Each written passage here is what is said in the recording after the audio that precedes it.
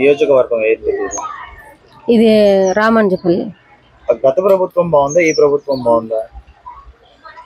ఈ ప్రభుత్వమే బాగుండాలి. ఈ ప్రభుత్వంలో మీకు ఏమేమి లబ్ధి పొందారు? జగన్ పెట్టిన ఇది నవరత్నాల స్కీమ్ లో అమ్మఒడి, హౌసింగ్, పిల్లకాయలకి చేయూత అట్లాంటి పెన్షన్స్ ఏమైనా వస్తున్నాయా ఇంట్లో వాళ్ళకి? లేదు.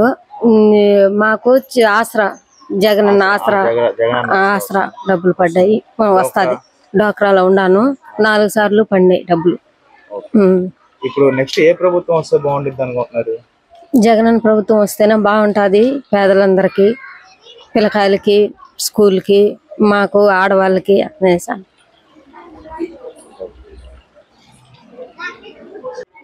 మాకు సమస్య ఉంటే చెప్పినామంటే మాకు చేస్తా ఉండారు.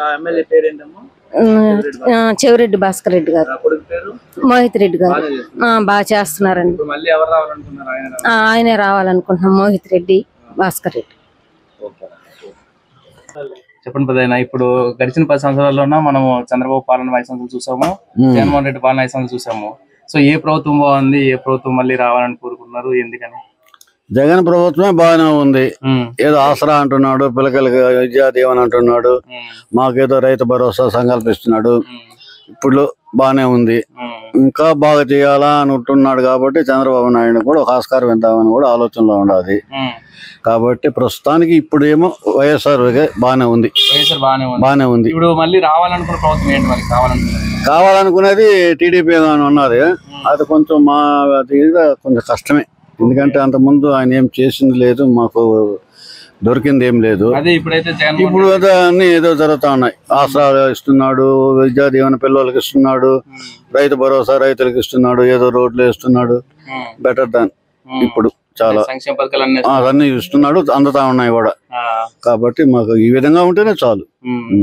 స్కూల్స్ గురించి బడిలో నాడు నేడు కింద బడులు బాగా చేస్తున్నాడు. రోడ్లు మాకు చాలా దూరంగా ఉండేవి కూడా ఇప్పుడు బాగానే ఉన్నాయి. అన్ని నీళ్ల సౌకర్యాలు బాగానే ఉన్నాయి. ఏదో పథకాలు అందుతా ఉన్నాయి.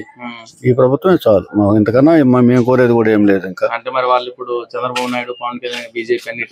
ఏదంటే కల్మషం అంటే ఇదంతా సంయుక్తం అంటారు. అది ఎవరు కోరేటుంటారు. ఇంట్లోనే ఒకరికొకరు లేదు, అన్నదమ్ములుగా ఒకరికొకరు లేరు. ఎవరో కలిసి వాళ్ళు ఏదో చేస్తారు అనేది మాత్రం మాకు నమ్మకం తక్కువే. ఇది డెఫినెట్ గా వైఎస్ఆర్ వస్తుంది. అది మేము సీట్లు చెప్పలేము, మెజారిటీ కూడా తగ్గొచ్చు, కానీ అధికారం వైఎస్ఆర్ వస్తుంది. మాకు మోహిత్ రెడ్డి అని చెవిరెడ్డి వాళ్ళ అబ్బాయి. ఆ అబ్బాయి ఎడ్యుకేటెడ్, చదువుకున్న అబ్బాయి, చాలా సాఫ్ట్ మంచోడే. ఆయన చాలు మాకు. ఆ విధంగా ఉంటే కూడా చాలు. బాగానే పనిచేస్తున్నాడు. మాకు ఇప్పుడు ప్రచారంగానే వస్తున్నాడు. గుళ్ళకి ఏదో డబ్బులు ఇస్తున్నాడు, ఏదో పెళ్లి కాలింకలు అంటున్నాడు. పెళ్లి చేసుకున్న వాళ్ళకి బొట్టు, తాలిబొట్టు, చీరలు ఇస్తున్నాడు. ఏదో చనిపోయిన వాళ్ళకి వచ్చి సంతాపం తెలుపుతున్నాడు. ఆయన ఇంట్లో ఆయన కూర్చోవాలి, బాగా తిరుగుతున్నాడు.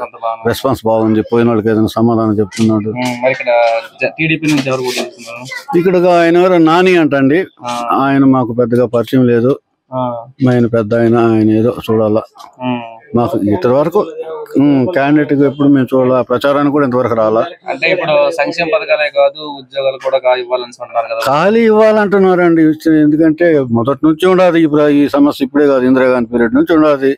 చదువుకున్న వాళ్ళకి ఉద్యోగాలు లేవు అంటున్నారు, వచ్చిన వాళ్ళు చేరిన వాళ్ళు చేస్తున్నారు. ఇంకా అంతకన్నా వాళ్ళు జోబీలోంచి కూడా ఇవ్వలేరు కదా. అంతే అంతే, చాలు. ఈ విధంగా ఇస్తే ప్రైవేట్ కంపెనీలో పోతున్నారు. ఇప్పుడు మా విలేజ్ లో కూడా ఎంతో మంది సాఫ్ట్వేర్లు బయట బెంగళూరు అంటున్నారు, చెన్నై అంటున్నారు, చేస్తున్నారు కదా. చాలు. ఎవరేం ఖాళీగా ఏం లేదు. ఉద్యోగాలు అంటారు కానీ చదవకుండా ఉద్యోగాలు ఏడ నుంచి వస్తాయి? బాగానే ఉంది. చాలు, ఈ విధంగా ఉంటే చాలు. నీటి కొరత లేదు, రోడ్ల కొరత లేదు, బాగానే ఉంది. చాలు, ఈ విధంగా చాలు. మా కంటిన్యూ అయితే చాలు.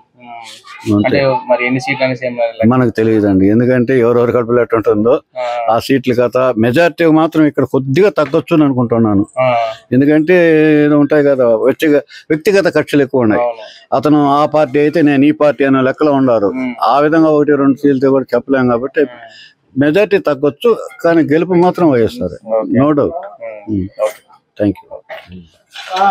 Please subscribe .news.